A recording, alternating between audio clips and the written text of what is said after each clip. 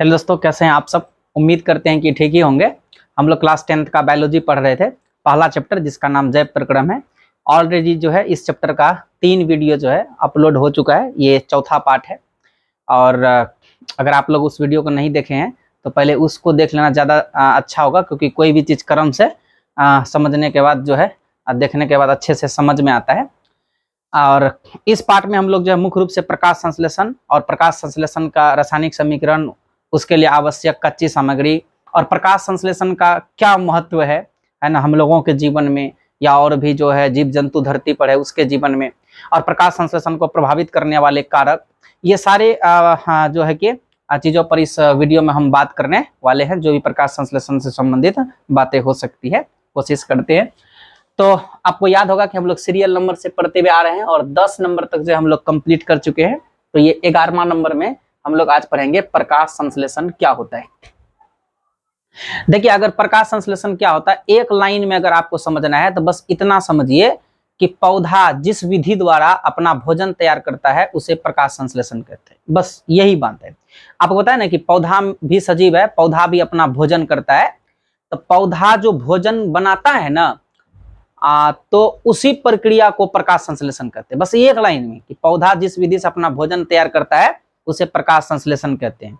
और पिछले वीडियो में हम आपको बतलाए थे कि जिस तरह से अपने लोगों के घर में किचन होता है जहां हम लोग अपना भोजन तैयार करते हैं बेटा, उसी प्रकार से पेड़ पौधे में भी किचन रूम होता है, मतलब रसोई घर होता है। वो होता है उसका पत्ता, वहीं पर जो है पेड़ पौधे में भोजन बनता है। उसके बाद जो है सभी जगह टहनी में, डाली में, फूल पत्ती सब जगह भोजन को पहुंचा दिया जाता है। तो प्रकाश संश्लेषण क्या होता है, एक छोटा सा लाइन आप समझ गए होंगे क्या, है ना, संक्षिप्त में, कि पौधा जिस विधि से अपना भोजन तैयार करता है उसे प्रकाश संश्लेषण कहते हैं। देखिए, एक पौधा है जो भोजन बनाता है, एक हम लोग जो है भोजन बनाते हैं। दोनों में जमीन आसमान का अंतर है। हम लोगों को भोजन बनाने के लिए बहुत सारे चीज चाहिए, है ना, लेकिन पेड़ पौधा को भोजन बनाने के लिए एकदम फिक्स चाहिए, 4 ही चीज चाहिए। बस ये याद रखिएगा कि पेड़ पौधा को भोजन बनाने के लिए केवल 4 चीज का आवश्यकता पड़ता है, 5वां चीज नहीं, और 3 में भी नहीं हो सकता है, 4 ही चाहिए उनको। ये चारों चीज अगर मिल गया तो पेड़ पौधा भोजन बना लेगा, और ये 4 चीज अगर नहीं मिला तो पेड़ पौधा भोजन नहीं बनाएगा। न जिसको 5वां चीज चाहिए न 3 रहने पर यह भोजन बना पाएगा, 4 ही चाहिए इसको। क्या क्या 4 चीज है? सबसे पहले देखिए, आप याद रखिएगा, क्लोरोफिल चाहिए इसको। आप कहिएगा कि सर ये क्लोरोफिल क्या होता है? 4 चीज चाहिए इसको। एक क्लोरोफिल, एक चाहिए इसको सूरज का प्रकाश, एक चाहिए इनको कार्बन डाइऑक्साइड, और एक चाहिए इनको जल। ये 4 चीज अगर मिल जाएगा तो तब पौधा अपना भोजन तैयार कर पाएगा, और ये 4 चीज अगर नहीं मिले तो पौधा अपना भोजन तैयार नहीं कर पाएगा। इतना बात समझ में आ गया? पौधा को भोजन बनाने के लिए कितने चीज चाहिए? 4। नंबर 1 क्लोरोफिल, दूसरा सूरज का प्रकाश, तीसरा कार्बन डाइऑक्साइड, चौथा जल। अब कहिएगा कि सर ये क्लोरोफिल क्या होता है? बेटा, आप पढ़े होंगे ऑब्जेक्टिव में कि पौधे का रंग हरा क्यों होता है। जैसे पढ़ते हैं ना कि खून का रंग लाल क्यों होता है? हीमोग्लोबिन के कारण। पेशाब का रंग पीला क्यों होता है? यूरोक्रोम के कारण। उसी प्रकार से पौधे का रंग हरा क्यों होता है? तो क्लोरोफिल के कारण। ये पौधा में होता है। जैसे मैं आपको उदाहरण देता हूं, जैसे देखिए ये मेरे हाथ में ये एक कप है बेटा, ठीक है, मैं आपको उदाहरण से समझाता हूं। इसमें मैंने ये मार्कर को रख दिया ऐसे करके। पौधा का जो पत्ती होता है ना, तो पत्ती में एक भाग होता है, उसका नाम होता है क्लोरोप्लास्ट, और क्लोरोप्लास्ट में ही क्लोरोफिल होता है। ध्यान दीजिएगा, पौधा में जो पत्ता होता है, पत्ती में एक भाग होता है और वो अंडाकार भाग होता है ना, तो उसको हम लोग बोलते हैं क्लोरोप्लास्ट। ऐसे नहीं दिखेगा, है ना, जो साइंस के यंत्र वगैरह है उसके मदद से वो चीजें दिख पाएगा। तो पत्ती में एक भाग होता है जिसका नाम क्लोरोप्लास्ट है, और क्लोरोप्लास्ट में ही क्लोरोफिल होता है। जैसे ये देखिए, ये मान लीजिए कप क्लोरोप्लास्ट है, और कप के अंदर मार्कर रखा हुआ है ना बेटा, तो ये मार्कर क्लोरोफिल हो गया। यानी क्लोरोप्लास्ट में ही क्या रहता है? क्लोरोफिल रहता है ना। नहीं समझ आया? यहां ध्यान दीजिए। एक बात और याद रखिए, देखिए ये क्लोरोफिल है और ये क्लोरोप्लास्ट है। तो क्लोरोफिल के अंदर क्या रहता है? क्लोरोप्लास्ट के अंदर क्या रहता है? क्लोरोफिल। और क्लोरोफिल कैसे रंग का होता है? हरा रंग का, इसीलिए पौधा हरा दिखता है। बताइए, अपने लोगों के शरीर में क्लोरोफिल है? अगर अपने लोगों के शरीर में क्लोरोफिल रहता तो अपन लोग भी एकदम हरा हरा दिखते, है ना है ना। तो ये अपने लोगों के शरीर में क्लोरोफिल नहीं है। क्लोरोफिल जो है हरे रंग का वर्णक होता है, रंग होता है, जिसके कारण पौधा हरा दिखता है। तो इतना बात तो समझ में आ गया बेटा कि पत्ती में क्या होता है, क्लोरोप्लास्ट होता है।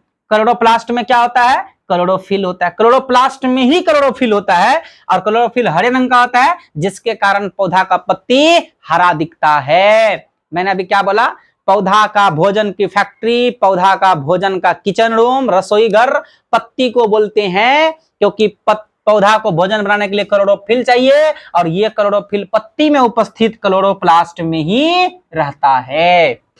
ठीक है, एक समझ गए? तो बोलिए, पौधा को भोजन बनाने के लिए 4 चीज चाहिए। पहला क्लोरोफिल। क्लोरोफिल कहाँ है, कहां से लाता है, तो खुद उसके शरीर में, पत्ती में ही क्लोरोप्लास्ट में रहता है क्लोरोफिल, उसके शरीर में है बेटा। तब कहेगा सर अपने लोगों के शरीर में क्लोरोफिल नहीं है, इसका मतलब तो हम लोग हरा भी नहीं दिखते हैं। दूसरा, हम लोग भी लगता है कि प्रकाश संश्लेषण क्रिया इंसान में नहीं होता है। कहां, प्रकाश संश्लेषण की क्रिया इंसान में नहीं होता है, क्योंकि इसलिए 4 चीज चाहिए बेटा, ये चीज अपने पास है ही नहीं। नंबर 2, सूर्य का प्रकाश। सूरज का प्रकाश दूसरा चीज बहुत जरूरी है पौधा को भोजन बनाने के लिए। सूरज का प्रकाश, यानी सूरज का जो रोशनी है ना, जो प्रकाश है, वो इनको चाहिए। अगर नहीं मिला तो पौधा अपना भोजन तैयार नहीं कर पाएगा। कहिएगा सर क्वेश्चन नंबर 1, अगर पौधा सूरज के प्रकाश की उपस्थिति में भोजन तैयार करता है, अगर सूरज का प्रकाश न हो तब भोजन तैयार नहीं करता है। रात में तो सर सूरज रहता नहीं है, अब ये बताइए वो अपना भोजन कैसे बनाएगा? दिन में ही पौधा अपना भोजन बनाता है, रात में पौधा अपना भोजन नहीं बनाता है। यानी ये बात आपका क्लियर हो गया कि दिन में ही प्रकाश संश्लेषण की क्रिया होती है, रात में प्रकाश संश्लेषण की क्रिया नहीं होती है। अब कहिएगा सर रात में तो पेड़ पौधा भूखलेस हो जाता है क्या? अरे भाई, अपने लोग भी कभी कभी दिन में बना करके रात में खाते हैं ना, है? तो बस वही है, दिन में ये लोग बना लेता है खाना, बस वही इसका चलता है। तो पौधा जो है रात में प्रकाश संश्लेषण की क्रिया पौधे में नहीं होता है, यानी रात में पौधा भोजन नहीं बनाता है। तो 2 बात समझ में आ गया बेटा। क्लोरोफिल चाहिए प्रकाश संश्लेषण के लिए, पौधा को भोजन बनाने के लिए कहां से प्राप्त करता है, तो ये खुद पौधे के पत्ती में रहता है। दूसरा चाहिए इसको सूरज का प्रकाश, तो ये दिन में सूरज से प्राप्त कर लेता है। तीसरा इसको चाहिए कार्बन डाइऑक्साइड। तो क्या सर अपने कार्बन डाइऑक्साइड कहां से लाता है? देखो कार्बन डाइऑक्साइड जो है ना, हम लोगों के शरीर में कार्बन डाइऑक्साइड का कोई काम है क्या? अपने क्या निकला बताइए, ये जो निकला कार्बन डाइऑक्साइड, तो यही कार्बन डाइऑक्साइड हम लोग छोड़ते हैं ना। और वायुमंडल में जो कार्बन डाइऑक्साइड है 0. कितना परसेंट है बताओ आप लोग? वायुमंडल में कार्बन डाइऑक्साइड कितना परसेंट है? 0.03% है ना। कभी कभी कंफ्यूजन होता है, कभी कभी बच्चे लोग क्या करता है 0.003% में टिक कर देता है। बेटा ये कंफ्यूजन को दूर करने के लिए आप कितना परसेंट वायुमंडल में कार्बन डाइऑक्साइड है, ये कंफ्यूजन दूर करने के लिए आप ये याद रखिएगा। देखिए कार्बन डाइऑक्साइड को बोलते हैं CO2, ऑक्सीजन कै गो है बोलिए 2 गो, तो 2 गो ऑक्सीजन वाला और 2 गो, तो ये एगो 2 गो वाला है, तो यही वाला सही होगा। तो यानी कार्बन डाइऑक्साइड वायुमंडल में कितना परसेंट है? 0.03%। और पौधा को भोजन बनाने के लिए क्या चाहिए? तीसरा नंबर का चीज कार्बन डाइऑक्साइड चाहिए। ये कहां से प्राप्त करता है? तो ये जो हम लोग छोड़ते हैं ना बेटा, क्योंकि इसका हमारे शरीर में कोई उपयोग नहीं है, तो ये जो है पौधा अपना भोजन बनाने के लिए ले लेता है। अब पौधा जब भोजन बनाता है तो उसमें बेकार चीजें बनता है, ऑक्सीजन, तो वो छोड़ देता है जो अपने लोगों के लिए बहुत जरूरी है। और कार्बन डाइऑक्साइड पौधे के लिए बहुत जरूरी चीज है। यानी हम लोग कार्बन डाइऑक्साइड छोड़ते हैं तो पौधे का जीवन चलता है, पौधा ऑक्सीजन छोड़ता है तब अपने लोगों का जीवन चलता है। इसका इसलिए तो कहा गया है कि वन है तो हम है तो वन है। मतलब अपने लोगों का सबसे जिगरी यार पेड़ पौधा, और पेड़ पौधा का सबसे जिगरी यार इंसान, जो कार्बन डाइऑक्साइड छोड़ता है। तो ये भी हो गया बेटा। अब आगे बढ़ते हैं, एक है जल, है ना, ये चाहिए, जल चाहिए इसको। तो जल ये क्या करता है? जड़ से, है ना, पेड़ पौधा जो बेटा, पेड़ पौधा में देखते हो ना कि पानी वानी देता है लोग, तो जड़ से जो है कि वह पानी को ले लेता है। अब कहेगा सर जड़ से पानी को लिया, खाना तो बनता है वहां पत्ता में, पानी जड़ से कैसे पत्ता में पहुंचेगा? तो पेड़ पौधा में एक उत्तक होता है बेटा, उसका नाम जाइलम है। जाइलम ही, है ना, जाइलम ही जल को जड़ से लेके पत्ती तक पहुंचा देता है। और फिर तो पत्ती में ये चारों चीज हो गया, क्लोरोफिल भी, सूरज का प्रकाश भी दिन में मिल गया, कार्बन डाइऑक्साइड भी ले लिया और जल भी ले लिया। और चारों चीज होने पर जो है पौधा अपना भोजन तैयार कर लेता है, इसी को बोलते हैं प्रकाश संश्लेषण। अब यहां ध्यान दीजिएगा, अब इधर आते हैं वापस, ठीक है। अब तक तो इतना समझ में आ गया होगा कि पौधा के भोजन बनाने की विधि को ही प्रकाश संश्लेषण कहते हैं। प्रकाश संश्लेषण के लिए 3 नहीं, 5 नहीं, 15 नहीं, केवल 4 चीजों की आवश्यकता होती है। एक नंबर में क्लोरोफिल, जो पौधा के पत्ती में ही होता है। दूसरा नंबर में सूरज का प्रकाश, तीसरे नंबर में कार्बन डाइऑक्साइड, चौथे नंबर में जल। ये चारों मिल जाएगा, पौधा अपना भोजन बना लेगा। अब यहां पर आते हैं, अगर एग्जाम में पूछेगा कि प्रकाश संश्लेषण किसे कहते हैं, तो आप लिख सकते हैं कि जब पेड़ पौधा नंबर 1 कार्बन डाइऑक्साइड, जल एवं क्लोरोफिल के माध्यम से सूरज के प्रकाश की उपस्थिति में अपना भोजन तैयार करता है, तो इस क्रिया को ही प्रकाश संश्लेषण कहते हैं, है ना। सिंपल बात है, क्लोरोफिल, सूरज का प्रकाश, कार्बन डाइऑक्साइड और जल, इस सब के उपस्थिति में जब पौधा अपना भोजन तैयार करता है, तो इसी को क्या बोलेंगे, प्रकाश संश्लेषण बोलेंगे। और प्रकाश संश्लेषण का रासायनिक समीकरण, जब भी पूछेगा ना प्रकाश संश्लेषण से आप क्या समझते हैं या परिभाषा लिखे, तो आप ये वाला परिभाषा लिख दीजिएगा बेटा, याद नहीं रहेगा ना एग्जाम है। जैसे मान लीजिए कि भूल गए, इंसान में तो भूलने की प्रवृत्ति होता ही बेटा, अगर भूलेगा नहीं इंसान तो पागल ना हो जाएगा। तो तब आप जाकर के लिखिएगा कि पौधा जिस विधि से भोजन बनाता है उसे प्रकाश संश्लेषण।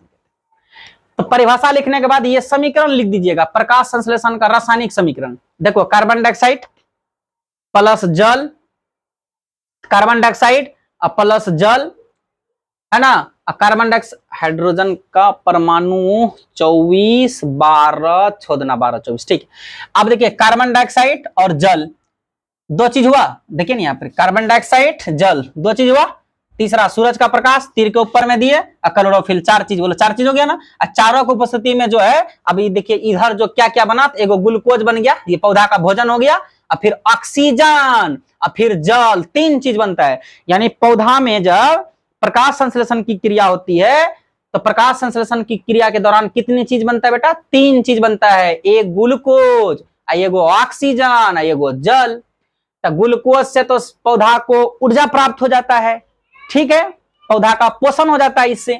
और ऑक्सीजन जो है ना, इस प्रक्रम में देखो यहां पर लिखा भी है कि इस प्रक्रम में ऑक्सीजन गैस यानी O2 ये वाला उपोत्पाद के रूप में मुक्त होता है, यानी बेकार चीजें होता है, इसका पौधे को कोई आवश्यकता नहीं होती है, तो इसलिए पौधा उसको बाहर निकाल देता है। तो इसको शरीर इसको क्या करता है, बाहर निकाल देता है। अब कहेगा सर पौधा किधर से बाहर करता है गैस को, देखो पत्ती है ना, पत्ती में छिद्र होता है बेटा, छिद्र होता है, और उसी छिद्र से जो है हम लोग जो कार्बन डाइऑक्साइड छोड़ते हैं तो वो ग्रहण कर लेता है, और फिर उसके अंदर जो भोजन बनाने के बाद ऑक्सीजन बेकार बनता है तो वो वायुमंडल में छोड़ता है बेटा, रंध्र के माध्यम से, है ना, रंध्र के माध्यम से, अभी पढ़ाएंगे आगे।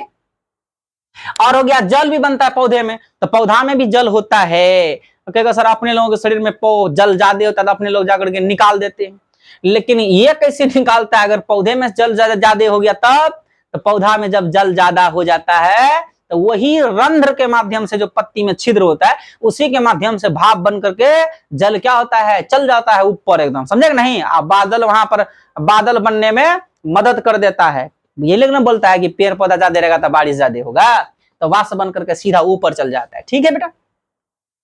तो प्रकाश संश्लेषण किसे कहते हैं, परिभाषा हो गया प्रकाश। उसके बाद प्रकाश संश्लेषण का रासायनिक समीकरण ये वाला लिख दीजिएगा, याद करना समीकरण एकदम आसान है। ये जो 6 और 12 सब लिखे हैं ना, ये बैलेंस किए हैं बच्चा, ये आप लोग केमिस्ट्री में पढ़े होंगे। तो कार्बन डाइऑक्साइड जल और सूरज का प्रकाश, नीचे में क्लोरोफिल की उपस्थिति में क्रिया हुआ, प्रकाश संश्लेषण हुआ, और प्रकाश संश्लेषण में 3 चीज बना, ग्लूकोज, ऑक्सीजन और जल। और फिर इतना लिखने के बाद ये नीचे में लिख दीजिएगा कि इस प्रक्रम में ऑक्सीजन गैस यानी O2 उपोत्पाद के रूप में मुक्त होता है।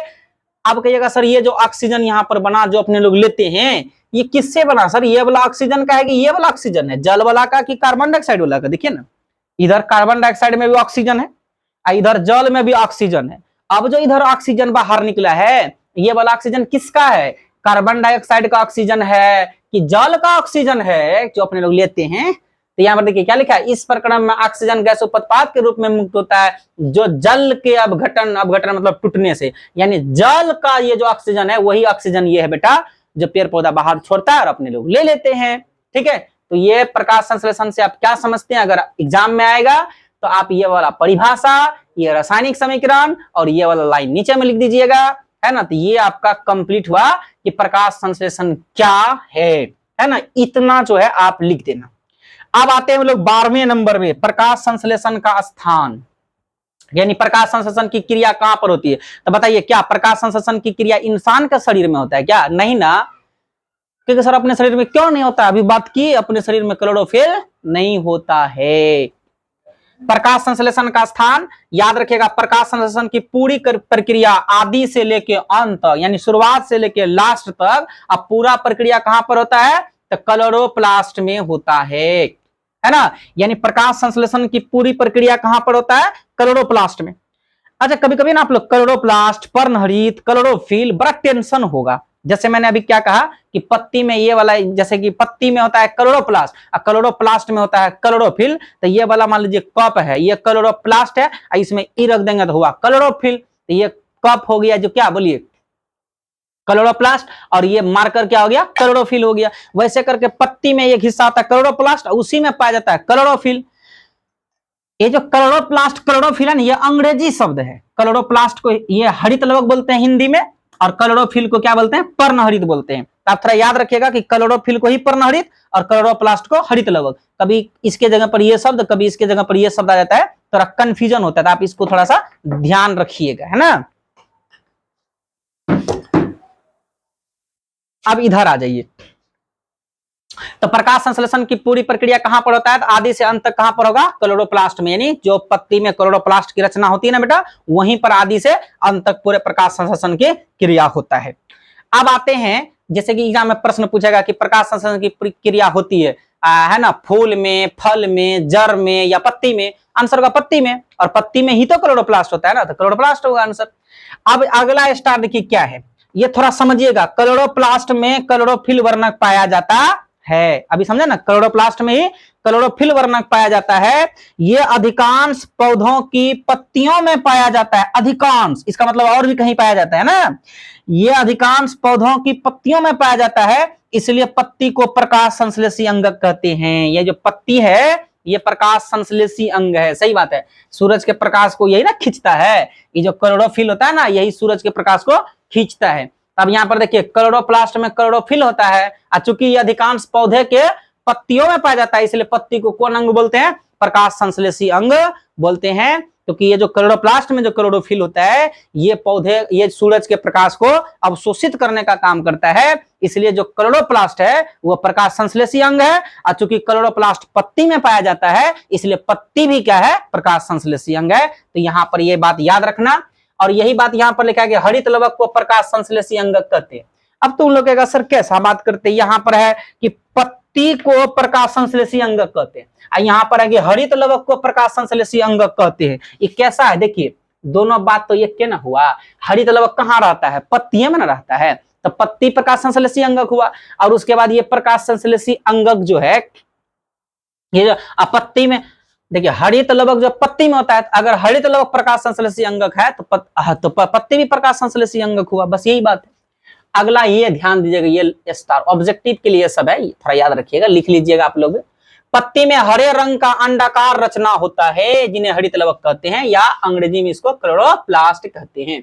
यानी जो पत्ती होता है ना, उसमें अंडाकार, अंडा के आकार का एक रचना होता है, उसी को बोलते हैं हरित लवक या क्लोरोप्लास्ट। कहिएगा सर कहाँ दिखता है? उसमें नहीं दिखेगा ना, जो है ना वो छोटे चीजों को बड़ा करके देखता है, क्या बोलते हैं उसको? माइक्रोस्कोप, है ना, या जो भी साइंस का यंत्र वगैरह है, उसके मदद से आप उसको देख सकते हैं। और इसी हरित लवक में, हरित लवक का मतलब बेटा क्लोरोप्लास्ट, इसी हरित लवक में पर्णहरित या क्लोरोफिल पाया जाता है, जो कैसा रंग का होता है? हरे रंग का रंजक होता है। रंजक का मतलब कलर, रंग होता है, ठीक है, और इसीलिए जो है पौधा हरा भी दिखता है। अब अगला 13वां पॉइंट पर आते हैं, प्रकाश संश्लेषण के लिए आवश्यक कच्ची सामग्री। अगर ये प्रश्न एग्जाम में 2 नंबर में आ भी सकता है, एनसीईआरटी का भी क्वेश्चन है ये। प्रकाश संश्लेषण के लिए प्रीवियस ईयर में पूछा हुआ प्रश्न भी बेटा, प्रकाश संश्लेषण के लिए आवश्यक कच्ची सामग्री। तो याद रखिएगा कि प्रकाश संश्लेषण के लिए आवश्यक कच्ची सामग्री निम्नलिखित है। नंबर 1 क्लोरोफिल, तो यह वर्णक पत्ती के क्लोरोप्लास्ट में ही पाया जाता है, यह बात भी लिख देना है। दूसरा सूरज का प्रकाश, या इसी को बोलते हैं प्रकाश ऊर्जा, है ना, यह सूरज से क्लोरोफिल वर्णक द्वारा अवशोषित किया जाता है। सूरज जैसा ना सूरज का प्रकाश खींचता है, क्यों कौन खींचता है? तो क्लोरोफिल खींचता है। तीसरा कार्बन डाइऑक्साइड, यह वायुमंडल में रंध्रों द्वारा, यही रंध्र वो है जो अभी हम बताए कि पत्ती में एक छिद्र होता है जिससे वह कार्बन डाइऑक्साइड खाना बनाने के लिए अपने अंदर ले लेता है, और खाना बनाने के बाद जो ऑक्सीजन बेकार बचता है उसको शरीर से बाहर कर देता है, यही रंध्र है जिसको स्टोमाटा, अंग्रेजी में स्टोमाटा बोलते हैं। यह वायुमंडल से रंध्रों द्वारा विसरण की क्रिया द्वारा प्राप्त करता है। सर ये विसरण की क्रिया क्या होता है? सही बात है, अपने विसरण की क्रिया क्या होता है? जैसे एक कोना में अगरबत्ती जला दीजिए या इत्र का सुगंध हो गया, उसका जो कण होता है ना वो वायु में मिल करके जब अपने नाक तक पहुंच जाता है तो उसी को बोलेंगे विसरण। मतलब वायु के कण में दूसरे पदार्थ के कणों का मिल जाना, और जब मिल जाएगा तो एकदम हवा में ऐसे चलने लगेगा ना, वही तो होता है कि कहीं आप इत्र लगा लिए, इत्र का जो कण है वो वायु के कण में मिल गया, या अगरबत्ती जला दिए और उसका धुआं निकलता है, उसका कण वायु के कण में मिल गया, अब वायु तो ऐसे ऐसे चलते रहता है, और जब वो नाक तक पहुंचता है तो अपने लोगों को दूर से ही पता चल जाता है कि इसने इत्र मारा है या यहाँ अगरबत्ती जल रहा है। बस वही है, तो इसी क्रिया को हम लोग बोलते हैं क्या? विसरण। अब एक होता है इसी का भाई है प्रसरण। प्रसरण क्या होता है कि अगर दूध है ना, दूध में रात में अगर काजू किशमिश रख दीजिएगा तो सवेरे फूल जाएगा सला, है ना, तो वही हुआ प्रसरण, एकदम दूध पी करके एकदम मोटा जाता है, तो प्रसरण हुआ वो। विसरण हुआ क्या? ये हवा वाला। तो हम लोग जो कार्बन डाइऑक्साइड छोड़े, ये कार्बन डाइऑक्साइड वायु में मिल गया, यही वायु से ना पत्ता खींच लेता है, तो बोलिए विसरण है ना, विसरण है ना, दोबारा लिया। तो ये कार्बन डाइऑक्साइड जो है यह वायुमंडल से रंध्रों द्वारा विसरण की क्रिया, रंध्रों से विसरण की क्रिया द्वारा प्राप्त करता है। रंध्रों से, यह वायुमंडल से रंध्रों द्वारा विसरण की क्रिया द्वारा प्राप्त करता है, या की लगा दीजिए। जल के बारे में H2O, यह मिट्टी से मूल रोमों द्वारा, मूल रोम क्या होता है? जब किसी पौधा को उखाड़िएगा ना, है ना, तो उसमें देखिएगा जो सबसे पतला पतला जड़ होता है ना, हाँ ऐसे दबिएगा तो पानी पानी जैसा रहेगा, वही मूल रोम है। तो यह मिट्टी से मूल रोमों द्वारा प्रासरण विधि से, ये दिखाया ना प्रासरण विधि से, जड़ एकदम सूखले है, जैसे पेड़ पौधा में पानी पटाइएगा तो जड़ एकदम से ऐसे करके एकदम हो जाएगा ना, तो यही हुआ प्रासरण, पानी लेकर के एकदम फूल गया। तो यह मिट्टी से मूल रोमों के द्वारा प्रासरण विधि से अवशोषित किया जाता है। तो ये एग्जाम में आपसे पूछे तो लिख दीजिएगा कि इतना लिख दीजिएगा, ये 13 नंबर तक कंप्लीट हो गया। और जो है कि अपने लोग अभी अब आगे और देखते हैं, पहले आप इसका स्क्रीनशॉट ले लीजिए। तो 13 नंबर तक हम लोग पढ़ लिए। अब 14वां नंबर में आते हैं, प्रकाश संश्लेषण का महत्व। देखिए प्रकाश संश्लेषण क्या होता है, अब प्रकाश संश्लेषण के लिए आवश्यक कच्ची सामग्री, ये सब हम लोग समझ गए ना। तो ये देखिए प्रकाश संश्लेषण, जैसे मैट्रिक का एग्जाम लगाइएगा ना, तो उसमें प्रकाश संश्लेषण क्या होता है, इसके लिए कौन कौन से सामग्री जो है आवश्यक है, ये सब ज्यादा पूछता है, जो अभी पहले मैंने पढ़ाया आप लोगों को, है ना। ये जो प्रकाश संश्लेषण का क्या इंपोर्टेंस है और प्रकाश संश्लेषण को प्रभावित करने वाला कारक, ये जो है ना, अगर आप जीनियस स्टूडेंट हैं, अगर चाहते हैं कि नहीं हम 100% नंबर लाए तो ठीक है, और आप लोगों में से कोई अगर एवरेज स्टूडेंट है तो ये ज्यादा आप लोगों के लिए इंपॉर्टेंट नहीं है, लेकिन हाँ समझ रखना तो जरूरी है। पता नहीं कब बोर्ड कौन सा क्वेश्चन सेट करते हैं, आप लोग की किताब में लिखा हुआ है तो पूछ भी सकता है ना। तो खैर देखते हैं प्रकाश संश्लेषण का क्या महत्व है, यानी पौधा जो भोजन बनाता है इसका क्या महत्व है। देखिएगा सर इसका क्या महत्व होगा, पौधा भोजन बनाता है तो उसका पेट भरता होगा, और क्या महत्व है? नहीं, प्रकाश संश्लेषण से केवल पौधे का पेट नहीं भरता है। अगर प्रकाश संश्लेषण की क्रिया नहीं हो ना तो इस पृथ्वी पर जितने इंसान है ना सब खत्म हो जाएगा, जितने जीव जंतु है सब खत्म हो जाएगा। अगर पेड़ पौधे में प्रकाश संश्लेषण की क्रिया ना हुआ तो इस धरती पर एक भी जीव आपको नजर नहीं आएगा, और अगर एक भी जीव न रहा तो आपको एक भी पौधा नजर नहीं आएगा, क्योंकि पौधा को भोजन बनाने के लिए चाहिए कार्बन डाइऑक्साइड जो हम लोग छोड़ते हैं, है ना, तो वो लेता है, और हम लोगों को जीने के लिए चाहिए ऑक्सीजन जो पौधा छोड़ता है तो हम लोग लेते हैं। मैंने अभी पीछे बोला भी है, वन है तो हम है तो वन है ना, नहीं तो दोनों खत्म हो जाएगा, है ना, एक दूसरे के बिना नहीं रह पाएंगे बेटा। प्रकाश संश्लेषण का पहला महत्व, प्रकाश संश्लेषण पौधों के जीवन के लिए तो आवश्यक है ही, क्योंकि प्रकाश संश्लेषण से पौधे को भोजन मिलता है, इसलिए पौधों के लिए तो आवश्यक है ही। साथ ही यह संपूर्ण सृष्टि माना पूरे संसार के लिए भी आवश्यक है। तो कहिएगा सर ये पौधा के लिए आवश्यक है, समझ तो आता है क्योंकि उससे भोजन मिलता है, लेकिन पूरे संसार के लिए क्यों आवश्यक है? क्योंकि पौधा प्रकाश संश्लेषण द्वारा ऑक्सीजन छोड़ता है जो जीवन का आधार है। ऑक्सीजन के बगैर आप लोग कई मिनट जिंदा रह सकते बताइए? 5 मिनट रह जाओगे? तो सर 1 मिनट तो बड़ी मुश्किल है, 5 मिनट कैसे रह सकते हैं? तब तो जीवन का आधार क्या है? ऑक्सीजन है। वो कौन कहां से आता है? तो प्रकाश संश्लेषण की क्रिया से आता है। तो ये इसका पहला इंपोर्टेंस हो गया बेटा। दूसरा है सभी परपोषी जीव, देखिए पौधा को छोड़ करके सब इधर परपोषीय है। अपने लोग भी क्या है? अपने लोग भी अपना भोजन अपने से बनाते हैं? नहीं ना, दूसरे पर निर्भर रहते हैं। तो अपने लोग भी परपोषी जीव हुए। तो जितने भी परपोषी जीव है दुनिया में, गाय, भैंस, बकरी, बिल्ली, इंसान, सब अपना भोजन और ऊर्जा के लिए प्रत्यक्ष रूप से या परोक्ष रूप से पौधा पर ही आश्रित होता है। अपने लोग भी जो है अपना भोजन के लिए पौधा पर आश्रित है कि नहीं?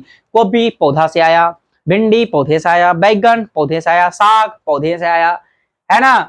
जीरा, मरीच, फल, कुछ भी आप ले लीजिए, है ना, हल्दी, सब तो पौधे से आता है। तो जितना भी परपोषी जीव है, गाय भैंस भी पौधा ही खा करके अपना जीवन गुजारता है। तो जितने भी परपोषी जीव हैं अपना भोजन और ऊर्जा के लिए प्रत्यक्ष या परोक्ष रूप से पौधों पर ही आश्रित होता है। तो कहिएगा ये प्रकाश संश्लेषण का महत्व कैसे हो जाएगा सर? अरे भाई जो पौधा है ये प्रकाश संश्लेषण की क्रिया इसमें होगा तब ना ये जिंदा रहेगा। तो बोलो प्रकाश संश्लेषण का ये इंपोर्टेंस है ना, ये महत्व हो गया। जब पौधा प्रकाश संश्लेषण की क्रिया करेगा, पौधा रहेगा, तब ना परपोषी जीव अपना भोजन प्राप्त करेगा। तो ये भी हो गया। तीसरा है कि प्रकाश संश्लेषण क्रिया से ही वायुमंडल में ऑक्सीजन और कार्बन डाइऑक्साइड की मात्रा बैलेंस रहता है ना। यानी इस क्रिया में कार्बन डाइऑक्साइड ली जाती है, सही बात है। प्रकाश संश्लेषण में कार्बन डाइऑक्साइड पौधा लेता है और ऑक्सीजन को छोड़ता है, वही बात यहाँ लिखा गया। इस क्रिया में कार्बन डाइऑक्साइड ली जाती है तथा ऑक्सीजन निकाली जाती है। अब क्या सर पौधा ऑक्सीजन लेता है और ऑक्सीजन निकालता है, ये कैसे करता है? मैंने अभी क्या बताया, पत्ती में छिद्र होता है जिसका नाम रंध्र है, उसी से कार्बन डाइऑक्साइड वो अंदर लेता है और ऑक्सीजन को बाहर छोड़ देता है। तो इस क्रिया में कार्बन डाइऑक्साइड ली जाती है तथा ऑक्सीजन निकाली जाती है। तुम कहोगे सर वो छिद्र होता है तो उससे कार्बन डाइऑक्साइड अंदर गया तो छिद्र, अरे वो बंद होता है, खुलता है, बंद होता है, खुलता है, बंद होता है ना। कार्बन डाइऑक्साइड लेने के समय में रंध्र खुल जाता है और फिर बंद हो जाता है, फिर ऑक्सीजन निकलने में खुल जाता है, फिर बंद हो जाता है ना। तो वो रंध्र बंद होता है और खुलता है। तो याद रखिएगा इस क्रिया में, यानी प्रकाश संश्लेषण की क्रिया में कार्बन डाइऑक्साइड ली जाती है और ऑक्सीजन निकाली जाती है, जिससे पर्यावरण में ऑक्सीजन यानी O2 का मतलब ऑक्सीजन एवं कार्बन डाइऑक्साइड की मात्रा संतुलित रहता है, बैलेंस रहता है। नंबर 5, प्रकाश संश्लेषण के ही उत्पाद जीवाश्म ईंधन जैसे कोयला, पेट्रोल। कोयला पेट्रोल क्या है? जीवाश्म ईंधन है, जो करोड़ों वर्ष पहले पौधों द्वारा संग्रहित किया गया था। यानी ये कोयला और पेट्रोल जो है ना, जो हम लोगों को प्राप्त हो रहा है, कोयला और पेट्रोल, ये प्रकाश संश्लेषण से ही संभव हो पाया है। तो प्रकाश संश्लेषण से कोयला और पेट्रोल, ये तो पौधे में होता है। तो पहले आप बताइए ये जो कोयला बनता है कैसे बनता है? पेड़ पौधा जो है, पेड़ पौधा जब धरती के नीचे गिर करके धरती के नीचे दब जाता है तो इसी के ना सड़ने गलने से जो रस होता है तो पेट्रोल, और उसके बाद जो सिट्ठा बच गया तो वही कोयला में बदलता है।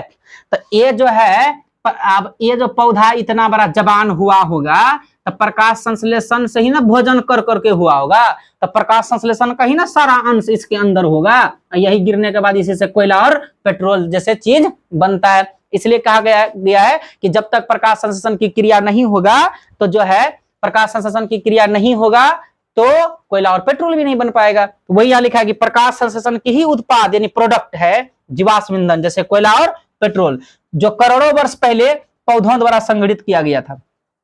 कोयला और पेट्रोल बनने में एक दिन नहीं लगता बेटा, बहुत समय लगता है। अगला कार्बन डाइऑक्साइड के नियमन से ही प्रदूषण दूर होता है। अच्छा सही बात है, कार्बन डाइऑक्साइड अगर पेड़ पौधा नहीं लेगा, हम लोग जो अपने शरीर से कार्बन डाइऑक्साइड निकालते हैं, वह कार्बन डाइऑक्साइड अगर पेड़ पौधा नहीं अवशोषित करेगा तो भाई जितना गर्मी अभी है ना, इससे कई गुना गर्मी बढ़ जाएगा, बर्दाश्त से बाहर हो जाएगा, जीना मुश्किल हो जाएगा। और दूसरा बात, बहुत ज्यादा क्या बढ़ जाएगा? प्रदूषण बढ़ जाएगा, है ना। तो ये बात भी आप थोड़ा याद रखिएगा कि सर रात में, दिन में पौधे के पास सोना चाहिए, रात में पौधे के नजदीक नहीं सोना चाहिए, ऐसा क्यों मना किया जाता है? देखो रात में पौधा जो है प्रकाश संश्लेषण की क्रिया नहीं ना करता है, तो उसके पास जो है दिन के अंत में तो प्रकाश संश्लेषण की क्रिया होता है, उसमें ऑक्सीजन का एकदम माहौल रहता है, समझे कि नहीं। अच्छा आप लोग जब दिन में, रात में आप लोग प्रकाश संश्लेषण की, पौधा जो है प्रकाश संश्लेषण की क्रिया नहीं कर पाता है, तो इसीलिए उसके पास जो है सोने से मना किया जाता है, क्योंकि उस समय केवल कार्बन डाइऑक्साइड का एक तरह से वहां माहौल बना होता है। दिन में अगर आप किसी पेड़ पौधे के पास जाइएगा ना तो बैठिएगा तो बड़ा एकदम छाव, एकदम बड़ा ठंडा लगेगा। क्यों? क्योंकि आसपास का सारा कार्बन डाइऑक्साइड वो खींचता है अपना भोजन तैयार करने के लिए, ठीक है। चलो तो प्रकाश संश्लेषण का महत्व हो गया। अब आते हैं प्रकाश संश्लेषण को प्रभावित करने वाला कारक। अब तो इतना समझ में आ गया होगा कि प्रकाश संश्लेषण जो है ये बहुत जरूरी चीज है इंसान के लिए और पृथ्वी पर जितना जीव है सबके लिए, है ना, आप पेड़ पौधे के लिए भी, क्योंकि उससे उसको भोजन प्राप्त होता है। लेकिन ऐसा कौन कौन चीज है जिससे ये प्रभावित होता है, जिससे इसको नुकसान है या जिससे ये इसका है ना दर अधिक हो जाता है या कम हो जाता है, कौन कौन से चीज है जो इसको प्रभावित करता है? पहला याद रखिएगा वायु प्रदूषण, जैसे कारखानों की चिमनियों से, देखिए ना ईटा भट्टा में इससे करके तब निकला रहता है, वहां से धुआं निकलता है ना, तो क्या करता है वायु को प्रदूषित करता है। तो वायु प्रदूषण जैसे कारखानों, जैसे लिखा है कारखानों की चिमनियों से निकलने वाला उड़न राख, माना उड़ने वाला राख और धुआं और अन्य बहुत सारी गैस से प्रकाश संश्लेषण को बहुत अधिक हानि पहुंचाता है, ये याद रखना है। दूसरा है वायु प्रदूषण के कारण होने वाली अम्लीय वर्षा। अम्लीय वर्षा आप लोग समझते हैं ना, जिस वर्षा के जल का पीएच मान 5.6 से कम होता है उसे अम्लीय वर्षा कहते हैं। और ये अम्लीय वर्षा कैसे, वर्षा अम्लीय कैसे बन जाता है? तो ये वर्षा अम्लीय जो है वायु प्रदूषण की वजह से, यानी SO2 और NO2 की वजह से होता है। ये हम आपको जो है ना बायोलॉजी में लास्ट में या केमिस्ट्री में भी ये है, तो वहां आपको पढ़ाएंगे, ध्यान रखिए, खाली यहाँ भी याद कर लीजिए। वायु प्रदूषण के कारण होने वाली अम्लीय वर्षा से पौधे की पत्तियां झुलस जाती है, जिससे उसमें प्रकाश संश्लेषण करने की क्षमता नहीं रह जाती। माना जब अम्लीय वर्षा होता है ना तो वो एसिड होता है, और जब वो पौधा का पत्ती पर पड़ता है तो पौधा का पत्ती अम्लीय वर्षा से क्या होता है, वो जल जाता है, समझे कि नहीं? और जल जाएगा तो क्या होगा, प्रकाश संश्लेषण के लायक रह पाएगा? नहीं रह पाएगा। तो एक तरह से जो है अम्लीय वर्षा भी प्रकाश संश्लेषण को प्रभावित करता है। नंबर 3, प्रकाश संश्लेषण की दर कम तीव्रता के प्रकाश में अधिक और अधिक तीव्रता के प्रकाश में कम होता है। यानी खूबे प्रकाश रहेगा तो प्रकाश संश्लेषण की दर धीमा होता है, अब बहुत तेज प्रकाश रहेगा तो कम प्रकाश, बहुत ज्यादा प्रकाश रहेगा तो प्रकाश संश्लेषण की क्रिया कम होगा, और कम प्रकाश रहेगा तो अधिक होगा। अगला है 4 नंबर में उच्च ताप पर, मतलब हाई टेम्परेचर पर प्रकाश संश्लेषण की दर क्या होता है, हाई टेम्परेचर प्रकाश संश्लेषण की दर को घटा देता है। माना बहुत ज्यादा अगर सूरज की ताप है तो यह प्रकाश संश्लेषण की दर को घटा देता है। यदि पौधे में जल की आपूर्ति कम हो जाती है, मतलब अगर पौधा को जितना जल चाहिए उतना अगर जल नहीं मिलता है तो इससे प्रकाश संश्लेषण की दर और बढ़ जाता है। और 6ठा नंबर में याद रखना कि सीमा से अधिक, यानी जान से फाजिल अगर कार्बन डाइऑक्साइड हो जाता है पौधा के पास तो प्रकाश संश्लेषण की दर कम हो जाती है। तो ये कुछ इसका प्रभावित करने वाला कारक है। अगर आप क्लास 10th में हैं तो ये आपके लिए उतना इंपॉर्टेंट नहीं, केवल समझने के लिए ये है ना। तो आप इसका एक बार स्क्रीनशॉट ले लीजिए। तो 15 नंबर तक कंप्लीट हो गया। अब 16वां नंबर देखिए, पौधा कार्बन डाइऑक्साइड कैसे प्राप्त करता है। अभी क्या बोले हम लोग, कार्बन डाइऑक्साइड छोड़ते हैं, पौधा प्राप्त करता है। कैसे प्राप्त करता है बताइए, जड़ से या पत्ती से? तो आंसर होगा पत्ती से, क्योंकि पत्ती में ही क्या रहता है बोलिए, रंध्र रहता है ना, रंध्र से ही। तो देखिए पौधा कार्बन डाइऑक्साइड कैसे प्राप्त करता है, तो पौधा प्रकाश संश्लेषण के लिए आवश्यक कार्बन डाइऑक्साइड जितना जरूरी होता है उतना विसरण क्रिया द्वारा रंध्र से प्राप्त करता है। ये विसरण क्रिया क्या होता है ये अभी पीछे बतलाया है, आप देख लीजिएगा। 17 नंबर आता है रंध्र क्या होता है या स्टोमाटा क्या होता है। रंध्र या स्टोमाटा, हम क्या बोले, पत्ती होता है ना, पत्ती का जो ऊपरी वाला हिस्सा होता है, पत्ती का जो बाह्य त्वचा होता है, यानी ऊपरी वाला जो हिस्सा होता है जिसको हम लोग एपिडर्मिस बोलते हैं, है ना। पत्ती का जो ऊपरी वाला हिस्सा होता है ना, ये बाह्य त्वचा बोलिए या इसका ऊपरी वाला हिस्सा बोलिए जिसको एपिडर्मिस बोलते हैं, है ना। उसी में एक छिद्र होता है जिसको रंध्र या स्टोमाटा बोलते हैं, रंध्र या स्टोमाटा बोलते हैं। और इस स्टोमाटा और ये जो रंध्र होता है इसी से पौधा कार्बन डाइऑक्साइड अंदर लेता है और ऑक्सीजन को बाहर फेंकता है। और यहां पर जो है ना समझिए, ये जो रंध्र है यहां पर एक गार्ड रहता है। गार्ड का मतलब क्या हुआ, पहरेदार, जो रंध्र को यानी गेट को खोलता है फिर गेट को बंद करता है। मतलब रंध्र को खोलने और रंध्र को बंद करने के लिए यानी है ना, तो वो कोशिका होता है, उसको हम लोग द्वार कोशिका या गार्ड सेल बोलते हैं। यहाँ पर ध्यान दीजिए, पत्तियों की सतह पर पाए जाने वाले छिद्र, मतलब ऊपरी सतह पर पाए जाने वाले छिद्र जिनका खुलना और बंद होना, कि कब खुलेगा और कब बंद होगा किस पर निर्भर करता है, तो द्वार कोशिका यानी गार्ड सेल द्वारा कंट्रोल होता है, नियंत्रित होता है। और जो खुली हुई अवस्था में गैसों का विनिमय, और जब खुली भी रहती है तब गैसों का विनिमय करती, विनिमय का मतलब आदान प्रदान, कार्बन डाइऑक्साइड को लेना और ऑक्सीजन को छोड़ना, तो गैसों का क्या हुआ, आदान प्रदान हुआ, तो इसी को बोलते हैं विनिमय। जब ये रंध्र खुली हुई अवस्था में होता है तो गैसों का विनिमय करता है और वाष्पोत्सर्जन करता है। वाष्पोत्सर्जन का मतलब हुआ कि जब पेड़ पौधे में जल बहुत अधिक मात्रा में हो जाता है तो पेड़ पौधा रंध्र के माध्यम से जल को भी शरीर से क्या करता है, बाहर कर देता है। तो इसे ही क्या कहते हैं, रंध्र कहते हैं। यहां से आप समझ गए होंगे। रंध्र पत्तियों के अलावे, ऐसा नहीं कि रंध्र केवल पत्ती में होता है, रंध्र तना में और जड़ में भी होता है, याद रखिएगा, लेकिन सबसे ज्यादा जो है वो पत्तियों में होता है। और रंध्र से होकर के भाप के रूप में जल की हानि होती है, जिसे वाष्पोत्सर्जन कहते हैं। यानी पेड़ पौधे में जब जल अधिक मात्रा में हो जाता है तो रंध्र के माध्यम से ही भाप बन करके जो है पानी जो है वो पेड़ पौधे से बाहर आता है, जिस क्रिया को हम लोग वाष्पोत्सर्जन कहते हैं, है ना। और जल की हानि को रोकने के लिए, अब देखिए, अगर वो रंध्र जो है खुला रहेगा, उससे हमेशा पानी निकलते रहेगा, तो जल पौधे से जरूरत से ज्यादा अगर जल बाहर आ जाएगा तो फिर पौधे को परेशानी हो जाएगा। जैसे इंसान के शरीर में अगर जल जो है जानते हैं कितना महत्व है। अगर जल जरूरत से ज्यादा बाहर हो जाता है तो उसी को ना निर्जलीकरण बोलते हैं, कि शरीर में पानी की मात्रा कम हो जाना, इससे इंसान के मृत्यु भी हो जाता है। उसी प्रकार जल पौधों के लिए भी इंपॉर्टेंट है, पौधा में भी जितना जरूरत है उतना जल रहना चाहिए। तो जल की हानि को रोकने के लिए बहुत से पौधे क्या करता है, अपना रंध्र को बंद कर लेता है ना, अपने रंध्र को बंद कर लेता है। किसके माध्यम से करता है बंद, तो द्वार कोशिका या गार्ड सेल के माध्यम से। तो रंध्र कहां पर होता है, तो पत्ती के बाह्य त्वचा या पत्ती का ऊपरी त्वचा, जिसको एपिडर्मिस बोलते हैं, उसी में यह मौजूद होता है। अब जब द्वार कोशिका जल अवशोषित करता है, मतलब ये गार्ड जब जल अवशोषित करता है तो फूल जाता है, तब रंध्र खुल जाता है। और जब द्वार कोशिका का जल बाहर निकल जाता है तो ये सिकुड़ जाता है और रंध्र बंद हो जाता है। तो रंध्र कैसे खुलता है और कैसे बंद होता है, समझ गए।